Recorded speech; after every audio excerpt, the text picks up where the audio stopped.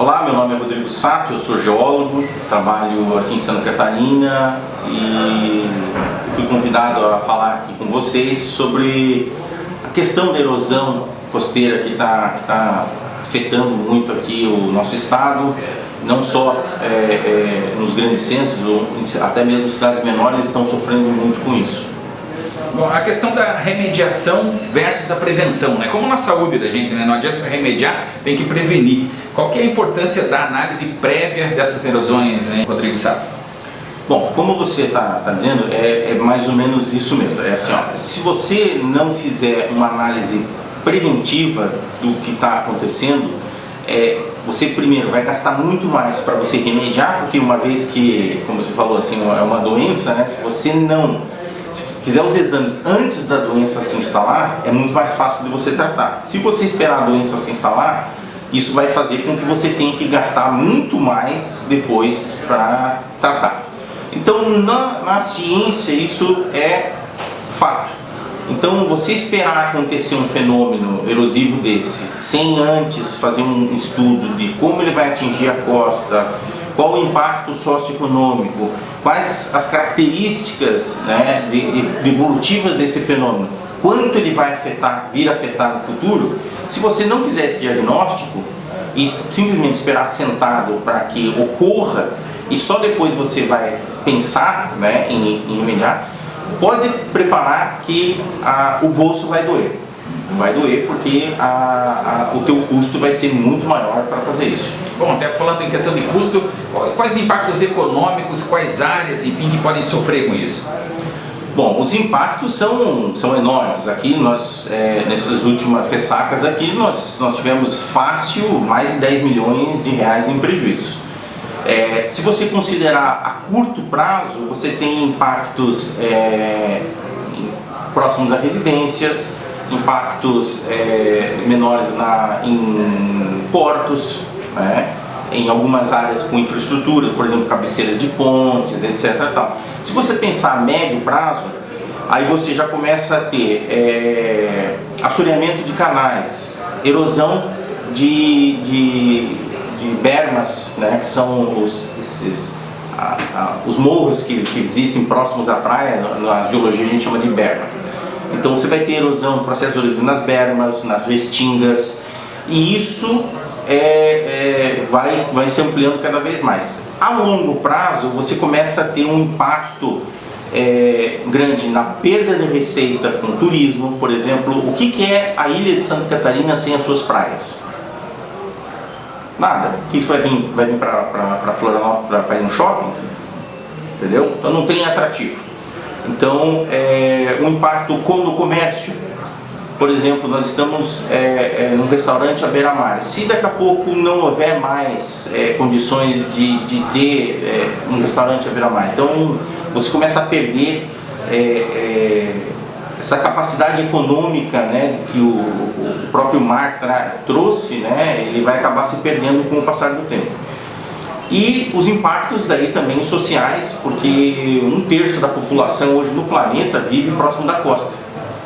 Com a costa sendo afetada, tá, com certeza você vai ter um impacto também social direto nessa população. E obras de infraestrutura que aconteçam próximos ao litoral também, a longo prazo, serão afetados. Você vai ter que mudar percurso de rodovias, mudar a posição de portos, aeroportos. Tá? Por exemplo, o aeroporto de Florianópolis está numa planície costeira. Se houver um fenômeno, algo que atinge essa planície costeira, daqui a pouco você tem que tirar o aeroporto do local. Você vai colocar o aeroporto aonde?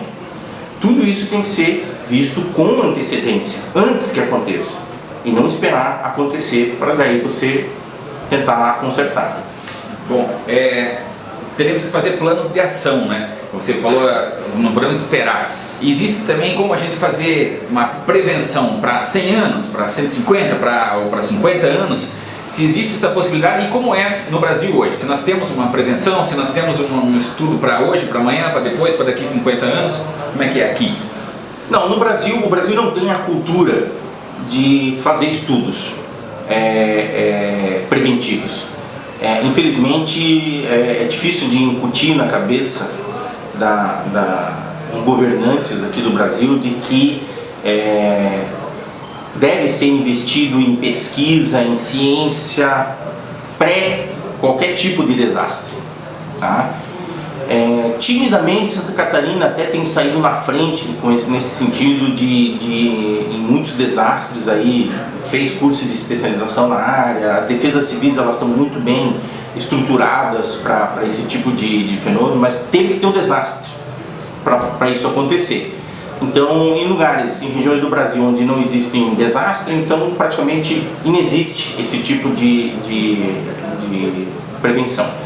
Então, é possível fazer prevenção a médio e longo prazo? Sim. Existem países na Europa que hoje estão fazendo modelos matemáticos de previsão para 100 anos à frente. Então, o que acontece? O que acontecerá no nosso país, no nosso litoral, se continuar ocorrendo esse tipo de fenômeno nos próximos 30 anos, nos próximos 50 anos, nos próximos 80 anos e até 100 anos? Tá? Eu não digo que o Brasil vai conseguir fazer tão à frente isso, tá? Porque aqui nós temos a política que uma vez que terminou o mandato de um governante, ele esquece tudo que foi feito, né? O governante seguinte parece que esquece tudo que foi feito pelo antecessor e manda cancelar todos os projetos e tal, para querer começar do zero. Isso é um problema que toda vez que isso acontece, você tem um retrocesso, ou paralisação ou retrocesso. Então você não consegue avançar um projeto assim. Então tem que ser um projeto que esteja alheio à questão política. Tem que ser um projeto direcionado e gerenciado por cientistas e não por políticos. Quando isso acontecer, de fato, tá, nós vamos começar a ter resultados significativos em todas as áreas, porque eu digo que isso não é um problema só da erosão costeira. Isso passa por levantamentos ambientais que são falhos, isso passa por legislações ultrapassadas, como é o caso dos terrenos de marinha, que é uma legislação que vem desde 1831, assim, determinar parâmetros de linha de pré-mar média de 1831, estando em 2017, quase 200 anos depois, ainda tendo que usar marcos tão antigos. Então, assim, nós temos que evoluir. Só que o que acontece? A ciência, ela fica amarrada à questão política no Brasil.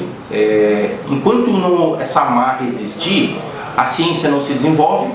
A própria política, ela é amarrada também, porque ela diz que às vezes é a ciência que amarra ela, diz, mas os cientistas determinaram que Restinga é isso, por exemplo, e você está dizendo agora, não, a Restinga sempre foi o que sempre foi Restinga, há 500 anos Restinga tem a mesma definição.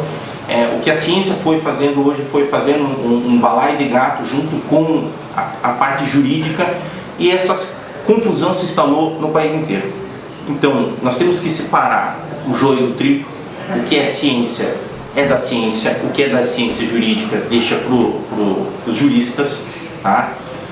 E nós precisamos ter esse plano de ação, tá? Focado, forte, bem estruturado, tá? Não digo que a gente consiga 100 anos, mas que a gente consiga 30 anos de modelagem já seria um bom começo. Bom, os casos de erosão, eles acontecem em todos os lugares onde há mar? Quer dizer, tem mar, tem erosão? Como é que é? Não, essa é uma questão interessante, porque principalmente ligada à erosão costeira. Todo mundo pensa assim, o mar está destruindo só a costa, né, o litoral, né, que o interior está protegido. Só que o que acontece? Eles esquecem que a maior parte dos rios do Brasil, tá, eles desembocam no mar. Se o nível do mar está subindo, ele está represando esse rio. E esse rio, num efeito, quase como um efeito dominó, ele começa a erodir as suas margens. Então você tem muitos processos erosivos, 15, 20 quilômetros para o interior, né, que estão sofrendo um processo erosivo, e às vezes não entende, mas por que está acontecendo o processo erosivo? Tá? Isso às vezes tem a ver com a foz. Tá? Então às vezes a foz está desequilibrada, a foz do rio está desequilibrada, e ela vai afetar 15, 20 quilômetros para o interior. Então você precisa, o que precisa ser feito nesse caso? Você tem que fazer um diagnóstico, você tem que pegar as áreas que estão sofrendo esses processos erosivos. Isso dá, porque nem sempre isso é causado só pela foz, tá? Vamos deixar claro aqui que isso é um exemplo. Existem casos, tá, onde isso acontece. Existem casos, muitas vezes erroneamente apregoados à mineração, dizendo que é a mineração que está afetando. Não, a grande parte da mineração, ela, na verdade, ela faz um desassoreamento do rio, e os impactos das cheias em regiões onde existe mineração sempre é menor do que onde não existe. Então, mas isso tem que ser mantido, um controle sobre a batimetria desses rios, para ver a profundidade da lâmina de água, a largura desses rios, os pontos críticos, porque o rio é um mecanismo, de certo modo, dinâmico. Um rio, ele não permanece no mesmo canal a vida inteira. Ele vai seguindo, principalmente numa região onde ele percorre terrenos sedimentares, que são material inconsolidado. O rio, ele vai seguindo o seu caminho, né, evoluindo. Então ele come um pouco aqui, deposita um pouco lá, come um pouco aqui, deposita um pouco lá, e é normal as pessoas, você pergunta para as pessoas mais velhas, assim, mas e o rio que tinha aqui? Ele falou assim, agora o rio está lá, mas quando eu era pequeno, o rio corria atrás da minha casa, e hoje o rio está a 200 metros de distância da minha casa. Então não foi que a pessoa tirou a casa dela e se afastou 200 metros e reconstruiu a casa em outro lugar, foi o rio que mudou de posição. E isso é um engano muito comum na costa. As pessoas dizem, o mar está tomando o que é devido a ela, né? O homem roubou isso do mar e o mar está tomando. Isso é uma tremenda de uma besteira. Isso é um mito. Se você pegar imagens históricas, você verá que muitas linhas de construção de casas, lá da década de 30 e 40, tá? Onde formavam um limite, onde existiam as casas, elas muitas vezes estavam a 200 metros de distância do mar, 150 metros de distância do mar. E hoje o mar está batendo na porta delas. Mas a casa saiu, eles retiraram a casa de um lugar e colocaram ela mais próxima do mar, ou foi o mar que está avançando? Tá? Não vou dizer que não existam pessoas que, sem licença nenhuma, construíram onde não deviam. Isso existe. Mas existem pessoas que construíram onde deviam, ou onde a lei à época permitia. Tá? Esses casos têm que ser analisados caso a caso. Você não pode generalizar e dizer assim, todo mundo que tem a sua casa destruída pelo mar hoje é bandido, porque construiu onde não devia, construiu em área de preservação permanente. Isso é parcialmente mentiroso.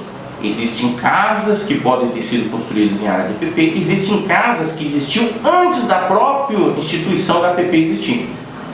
Tudo isso tem que ser revisto, para que não se cometam absurdos, não se cometam excessos com relação a isso. A questão da erosão, ela é a consequência então da natureza, né? E também tem ações humanas que impactam sobre isso. E a outra pergunta junto a ver com esse assunto, a tendência é continuar? Tá, isso é uma questão interessante. Então, voltando àquilo que eu estava falando sobre o papel do homem nessa questão toda.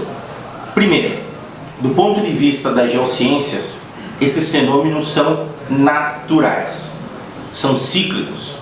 Se você pegar os últimos 2 milhões de anos, tá, que do ponto de vista de espaço temporal de existência do planeta Terra, que tem 4,6 bilhões de anos, você vai ver que 2 milhões de anos é o tempo de uma piscadela na vida de uma pessoa.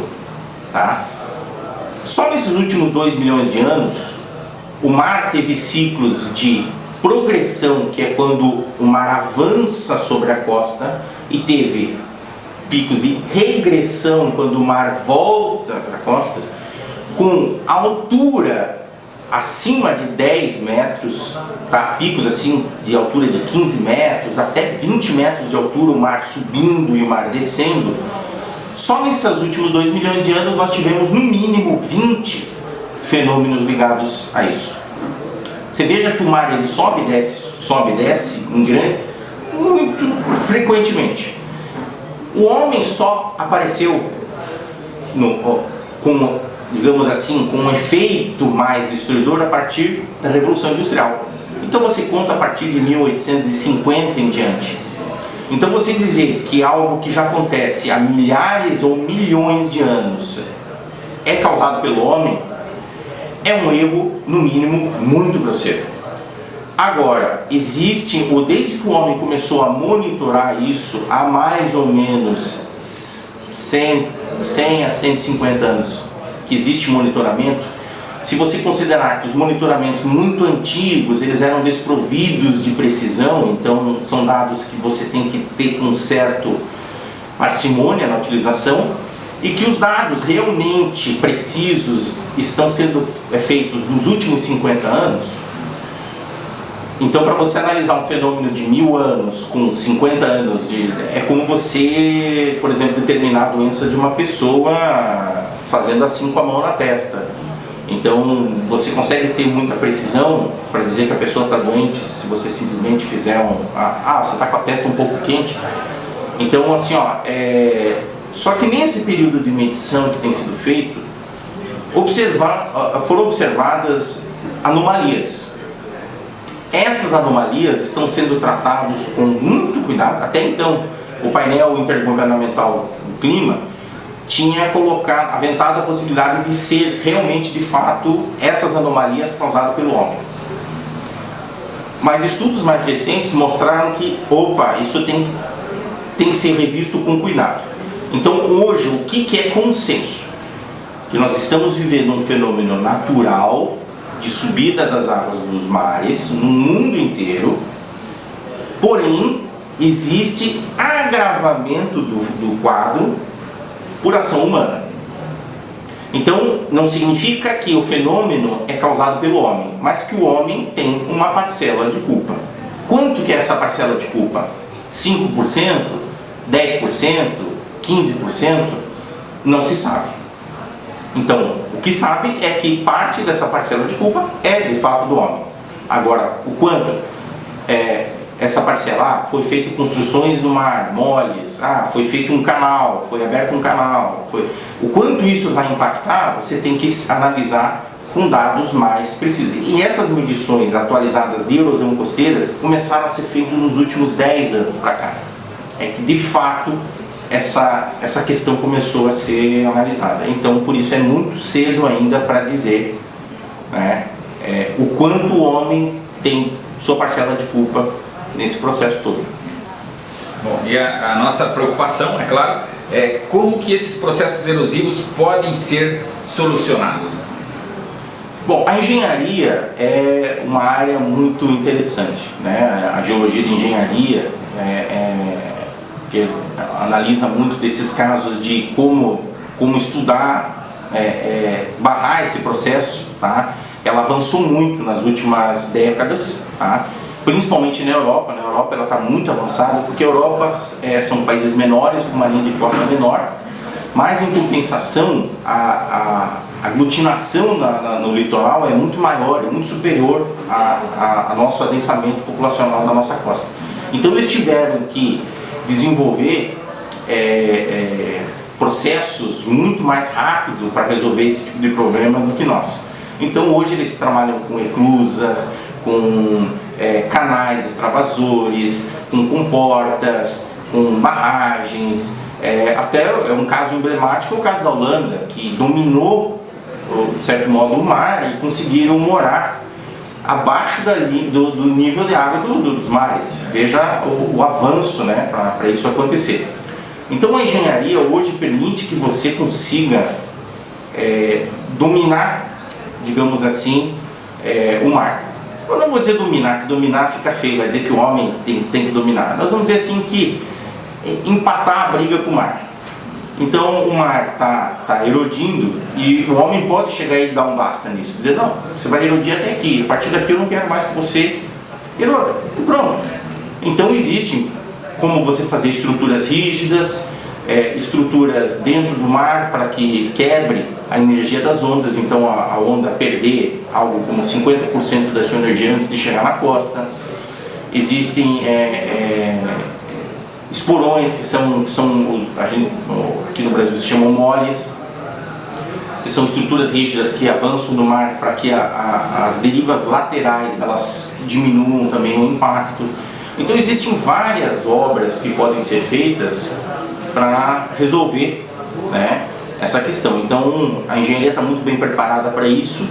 Nós só temos que, como eu já disse antes, separar o que é jurídico e o que é científico para determinar se nós podemos ou não salvaguardar a nossa costa, porque hoje o que está acontecendo no país inteiro é uma resistência da jurídica sobre esse tipo de obra, tá? Assim, a maioria dos estados estão sofrendo com proibições, dizendo assim, você não pode mexer no que foi destruído, tá? Porque as obras foram construídas em locais irregulares, mas como eu já disse, não é bem assim o caso. Existem locais que foram construídos em locais regulares, legalizados, permitidos, e que o mar avançou.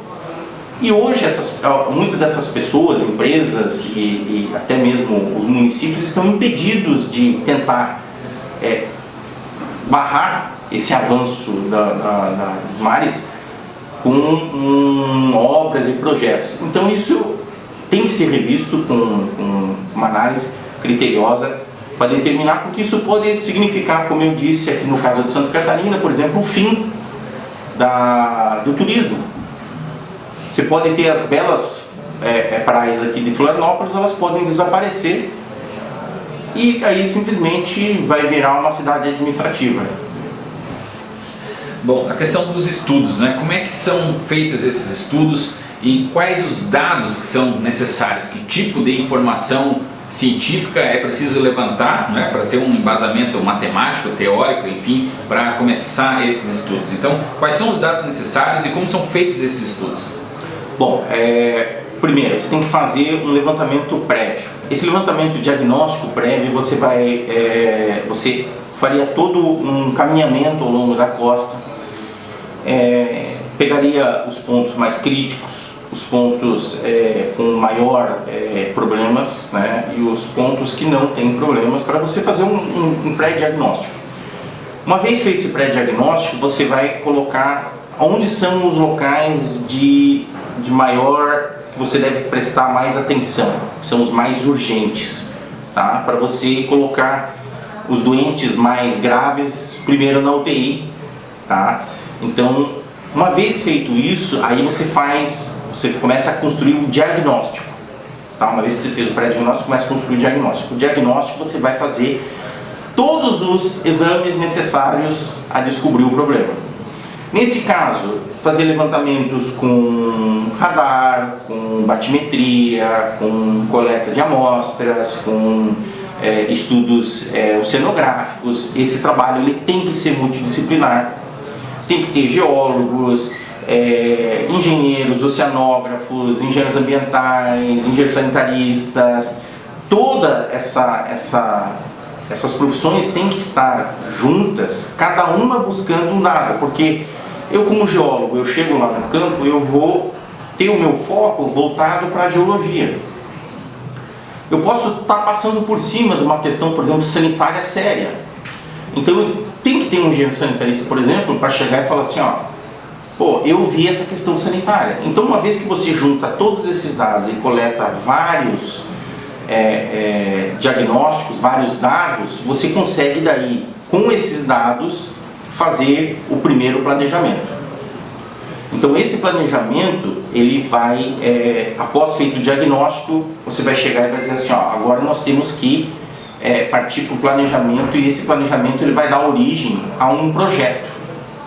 É dentro desse projeto que nós vamos dizer, nós temos que construir uma estrutura rígida aqui, aqui nós temos que desassorear o canal, aqui nós temos que fazer um aterro hidráulico, aqui nós temos que fazer um engordamento da praia. Então nós temos que, em função dos dados e projetados, com esse levantamento nós vamos fazer daí, dizendo, bom, nós temos que fazer um engordamento da praia da Armação. Ótimo. Como nós vamos fazer isso? Aí você vai entrar com o projeto. Aí, com o projeto nós vamos dizer, nós temos que usar uma draga, modelo tal, com capacidade para tantos metros cúbicos por hora, assim, assim, assado, durante tantos dias. Esse material vai ter que vir daqui, né? Vai ter que ser feito barreiras de contenção aqui. Então, isso é a parte de projeto, tá? E depois, por último, você vai ter a parte de execução, em que você de fato vai colocar o que foi projetado em ação. E depois, como uma última fase, é a fase de monitoramento, que esse é um problema sério no Brasil, que muitas obras são feitas e depois elas não são monitoradas. Então você vê, isso é muito comum nas nossas estradas. É feito lá o asfalto e é como se o poder público falasse assim, lavo minhas mãos, eu já fiz o asfalto, eu já fiz os taludes e deu. Aí o que acontece? As canaletas dos taludes começam a entupir, as bocas de lobo começam a entupir, aí a água não consegue mais seguir o seu rumo, daqui a pouco a água está passando por cima do asfalto, daqui a pouco ele começa a romper o asfalto, daqui a pouco ele começa a encher de buraco, daqui a pouco... Entendeu? Então é uma situação que depois de uma obra que deveria durar 30 anos, ela durou 10, porque não foi feita a manutenção. Então o acompanhamento e a manutenção dessas obras, elas têm que estar elencadas dentro do plano de ação. Então toda essa sequência, ela deve ser feita por uma equipe multidisciplinar, e ela não deve estar nem atrelado à política, para que a política não dê vamos dizer assim, o direcionamento, tá? Ela nem deve ficar totalmente ligado à iniciativa privada, tá? Ou seja, ela tem que ser público-privado, tá? Porque muita gente vai dizer assim, então vamos colocar numa universidade.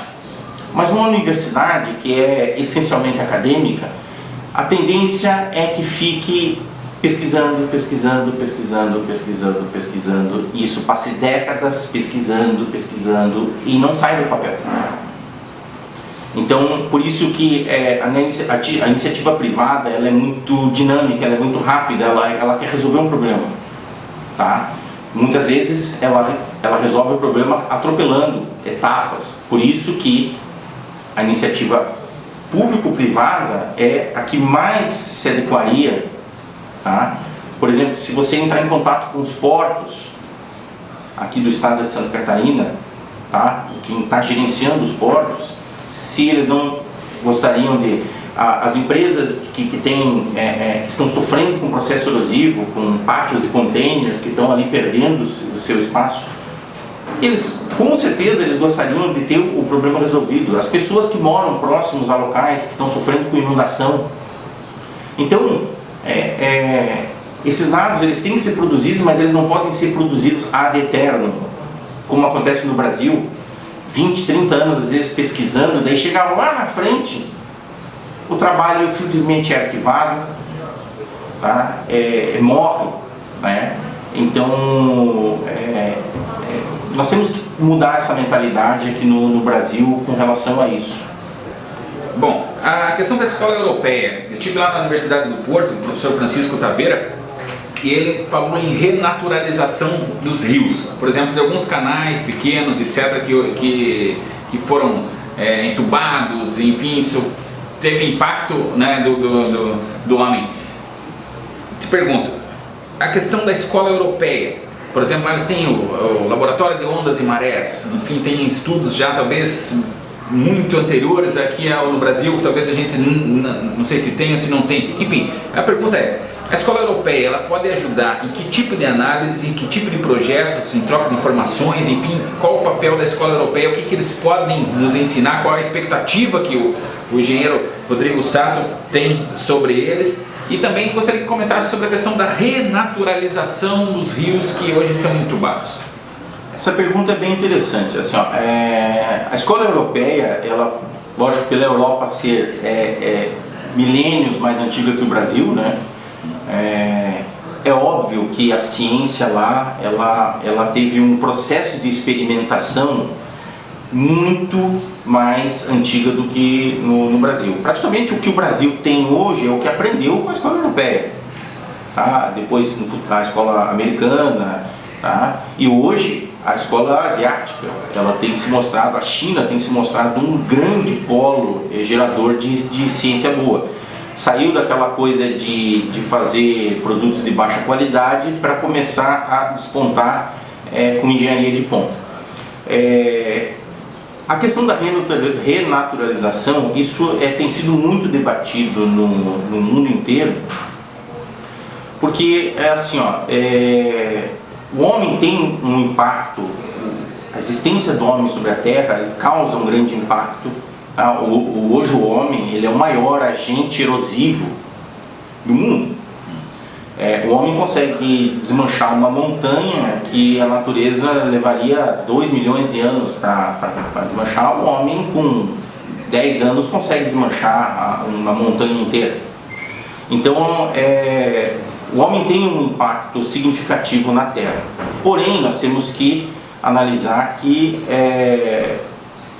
o homem fez muita coisa errada ao longo da sua história, que hoje está tentando consertar. Então o homem de antigamente, o homem explorador, o europeu que descobriu o Brasil, ele tinha uma visão meramente extrativista. Ele queria vir pegar as riquezas e não estava nem aí se existia um passivo ambiental ou não. Ele nem sabia o que era um passivo ambiental, e se sabia ele não estava nem aí. Ele dizia assim, isso aqui não é o meu país, então eu posso vir pegar o que eu quiser, levar, desde que eu não estrague o meu país, aqui eu posso estragar à vontade. Essa visão extrativista, ela durante muitos séculos ela foi um problema. Inclusive essa mentalidade ela persistiu até o início desse século. Década de 20 e 30 ainda existiam grandes resquícios assim de dizer assim, países africanos, os países ali do Oriente Médio, eles até pouco tempo atrás eles ainda estavam sob domínio de colonizadores. Só que isso está mudando.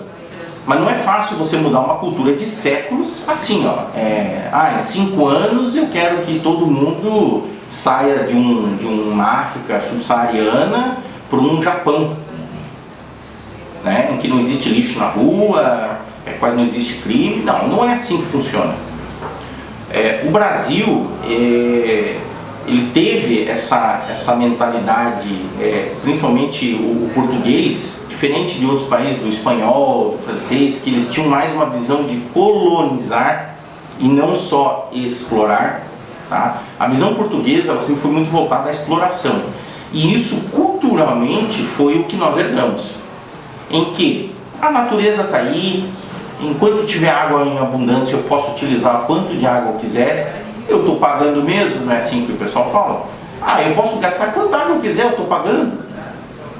Então a pessoa não tem essa coisa de dizer, não, tudo bem que eu estou pagando, mas por que eu vou gastar 200 litros para tomar um banho se eu posso tomar um banho rápido e gastar 30 litros? Mas essa visão ainda ela está sendo construída devagarzinho agora com as novas gerações. Nós estamos tentando mostrar para as novas gerações que os recursos parecem ilimitados, mas eles não são. Eles têm um limite. E isso também, o próprio homem está se tomando conta, tanto que países que tinham uma grande explosão demográfica, como o próprio Brasil, hoje o Brasil inverteu a sua pirâmide etária, tá? E nós não estamos produzindo filhos. Isso vai acontecer com a China, isso vai acontecer com a Índia. Os grandes países populosos do mundo vão chegar no seu patamar de estabilização. Então essa ideia de que de que o mundo daqui a pouco vai chegar a 14, 16, 18 bilhões de habitantes, Não é assim que vai acontecer. Nós estamos, a natalidade ele vai chegar a um ponto em que ele vai reduzir e os recursos naturais eles vão ser otimizados. Hoje você vê a diferença entre o que uma família gastava de eletricidade e o que uma família gasta hoje. O que aconteceu? A família aprendeu a economizar? Sim, em parte sim, mas em parte a própria tecnologia mudou. Um motor de geladeira de 40 anos atrás gastava 20 vezes mais do que o motor de geladeira gasta hoje, para fazer o mesmo trabalho. Então a otimização da natureza, isso é uma coisa que a ciência fornece. A ciência te dá uma lâmpada de LED que consome 1/10 ou 1/70, não lembro, de uma lâmpada de incandescente, tá? E dura 20 mil horas, enquanto uma lâmpada incandescente vai durar 500 horas de uso. Então isso faz parte a ciência, ela faz parte do aprendizado do homem de otimização dos recursos. Por isso que a ciência ela tem que ter o seu devido papel dentro de um país soberano. Países soberanos são países que escutam a sua ciência, tá? Então nós temos que escutar os países mais antigos, como é o caso da escola europeia, a escola americana, que são países que estão à frente nisso, e não é demérito nenhum pedir ajuda, chegar para eles e dizer: venham aqui e nos ajudem a projetar, a arrumar o que o mar está fazendo, por exemplo, na nossa costa. É isso que eu espero que aconteça aqui em Santa Catarina, que nós tenhamos essa humildade de chegar para os nossos colegas da Europa, em especial Portugal, que nos recebeu muito bem essa questão, tá? E nos ajudar a montar um projeto, tá? Uma análise da nossa costa e um projeto futuro, para que a gente consiga resolver o problema assim como a Europa conseguiu resolver os seus problemas.